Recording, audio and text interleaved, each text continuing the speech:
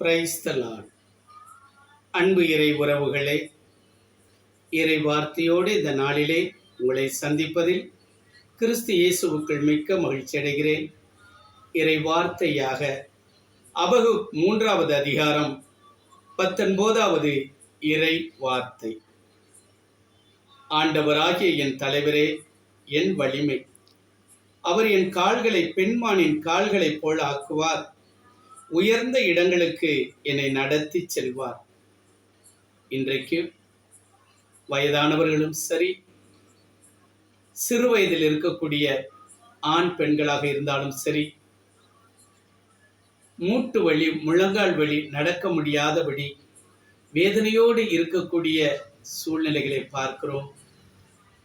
இறை வார்த்தை சொல்லுகிறது, அவர் என் கால்களை பெண்மானின் கால்களைப் போல் ஆக்குவார் என்று சொல்லப்படுகிறது.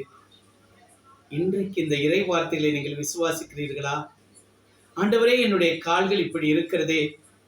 ஆண்டவரே, இன்றைக்கு இதோ இந்த உம்முடைய ஊழியக்காரனுடைய வார்த்தை, இறை வார்த்தை இப்படியாக வருகிறதே. இந்த இறை வார்த்தை ஆண்டவரே, கால்கள் பெண்மானின் கால்களைப் போல ஆக்குவேன் என்று சொன்னீரே அப்பா.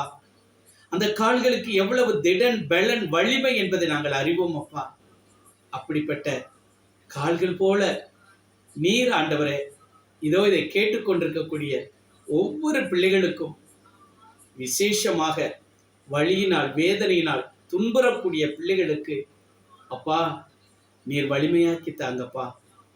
நீர் செய்ய போகிற கிருபைக்காக, வலிமைக்காக நன்றி செலுத்துகிறோம். இயேசுவின் நாமத்திலே நல்ல பிதாவே, ஆமென்.